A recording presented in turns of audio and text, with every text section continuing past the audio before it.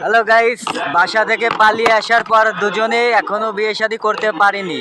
বাস থেকে নেমেছি মাত্র, তো আজকে দেখি বিয়েটা করা যায় কিনা। আমাদেরকে তো খোঁজ লাগিয়ে দিয়েছে, তো আমরা ঢাকার এইদিকে চলে এসেছি দুজনে। একটা কেএফসির ভিতরে নেমেছি। এরপর জানি না আল্লাহ কোথায় নেয়। যাই হোক, দুজন বাসা থেকে পালিয়ে এসেছি, আমাদের বাসা থেকে কেউ রাজি না। আমরা খুব দুজনকে ভালোবাসি, তো আজকে বিয়ে করব। বাসা থেকে কেউ মেনে নিচ্ছে না। এখন এই পথটা বেছে নিলাম, পালিয়ে চলে এসেছি।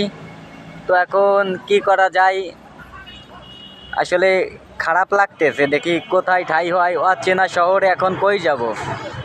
তার ভিতরেও ভিডিওটি বানালাম। যেমন ভয়ও করতেছে তেমন ভালোও লাগতেছে, কারণ একে নিয়ে পালিয়ে এসেছি, বিয়েটা হলে হয়। তো ভালো থাকবেন সবাই, আর ভিডিওটা শেয়ার করে দেবেন।